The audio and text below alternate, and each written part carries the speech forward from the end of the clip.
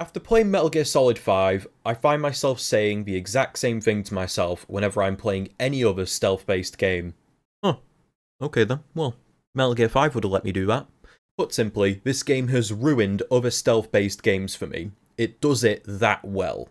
The best part about stealth games is how they allow you to go about achieving your objective. Going from A to B on a very strict path with little variation is usually not as replayable and nowhere near as fun, unless it's done very, very well.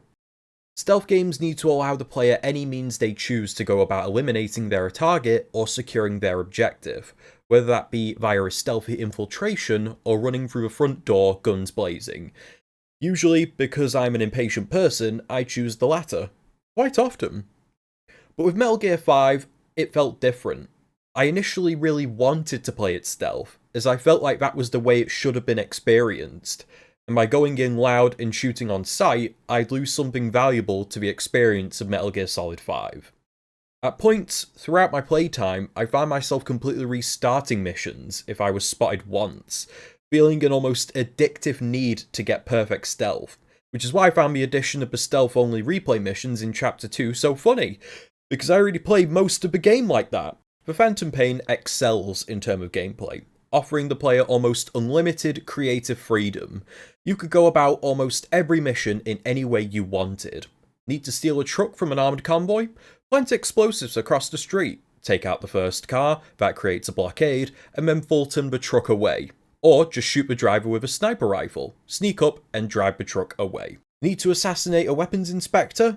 Find a vantage point and wait for him to be out in the open for an efficient, quick, one-shot kill. Or blow up the helicopter he would use to leave, cutting off his only form of escape, then proceed to commit numerous precision airstrikes, then call in a chopper gunner, and also use quiet sniper cover to kill everyone, all from the comfort of your cardboard box.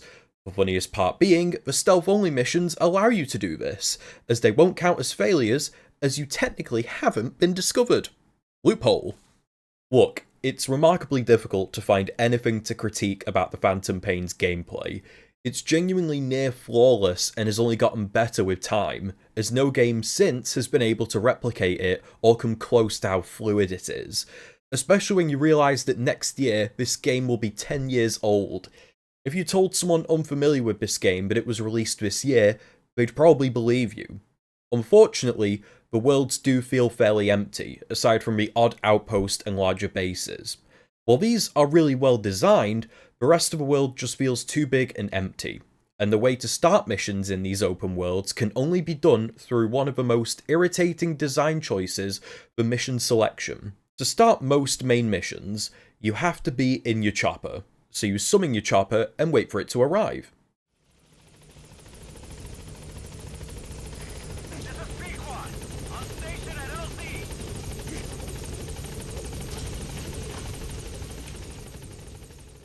Your chopper arrives, and then you get in. You wait for it to take off.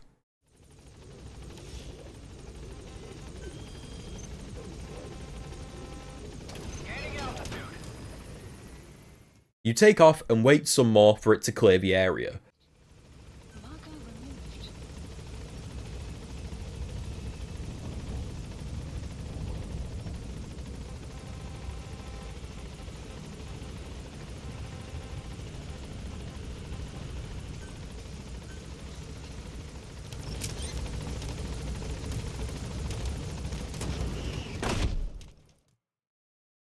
Then boom, loading screen.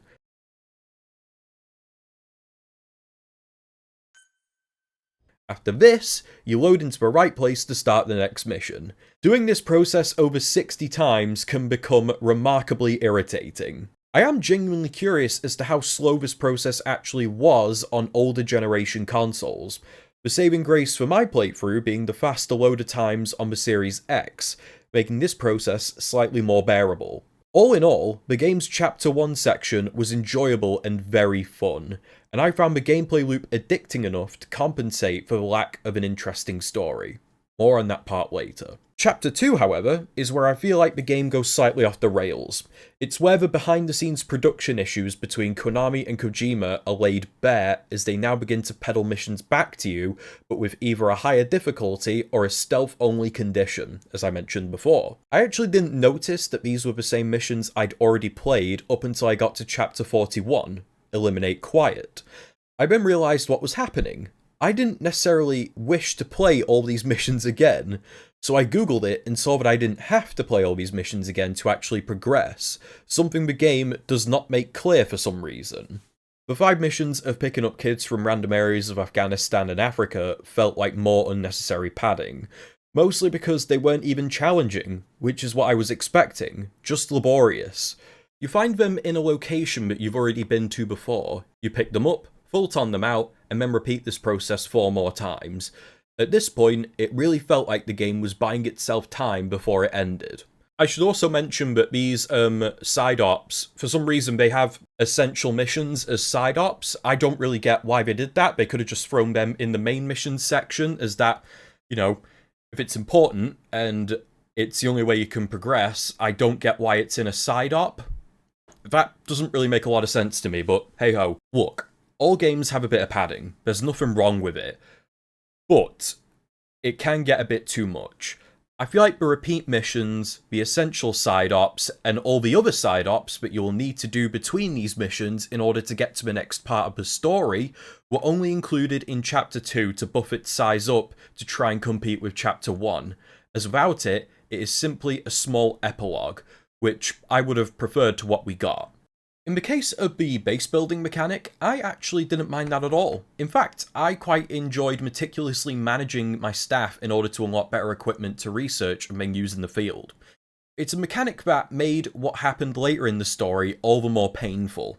More on that later. One thing I did notice, and feel free to correct me if I'm wrong here, is that your base does need to be above a certain level in order to get the game's true ending. In fact, a lot of things need to be done before you get the game's true ending, but none of these are necessarily difficult to achieve, but could be a little trivial.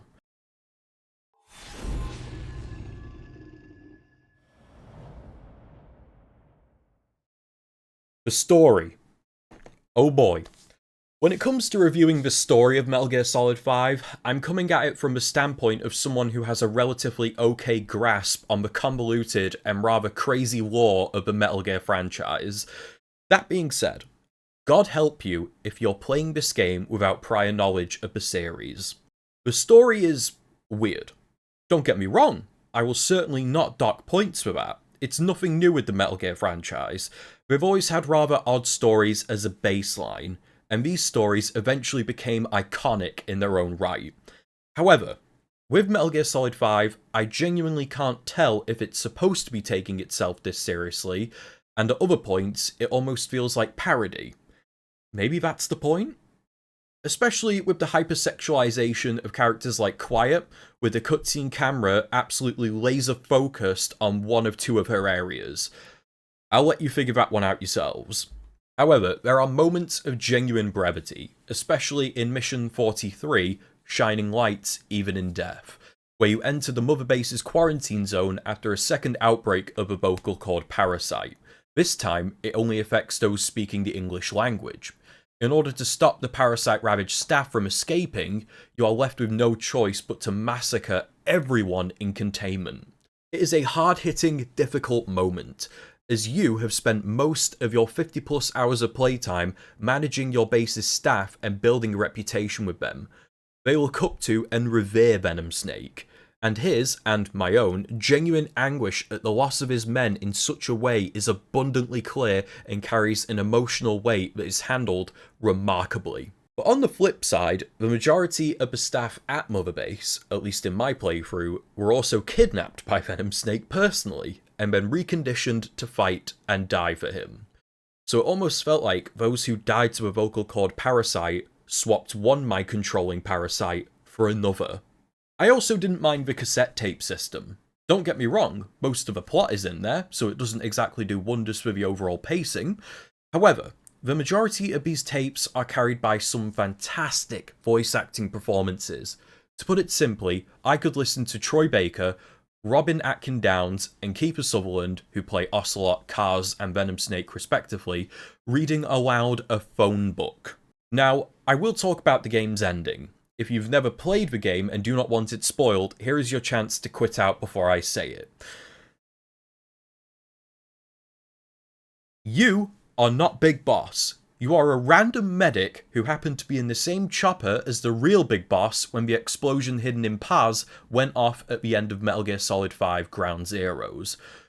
First off, kudos to a random medic who got hypnotized, then got his face surgically altered to Big Boss's face, got a cool new robot arm, and basically became the world's greatest soldier, basically through the power of self-belief and friendship. The end mission is you replaying the first mission with absolutely no changes outside of cutscenes right at the beginning and right at the end. This mission was odd and a little bit frustrating, to say the least, as I don't feel like it was completely necessary because we, as the players, already figured out the twist by that point because it was told quite literally to our face. Well, he stabilized, but it took too long. He's in a coma. What about him?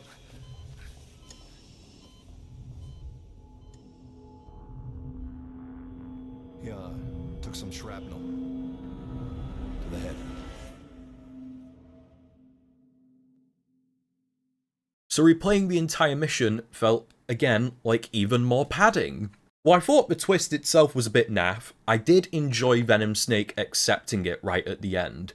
His remembering, his frustration, all coming together with a look of fuck it, we ball, as he accepts who he is and what he is, and he leaves the room, which is now shown as being out at heaven and not Mother Base, to then die at the hands of Solid Snake, bringing the story of Phantom Pain full circle, leading into the events of 1987 released Metal Gear.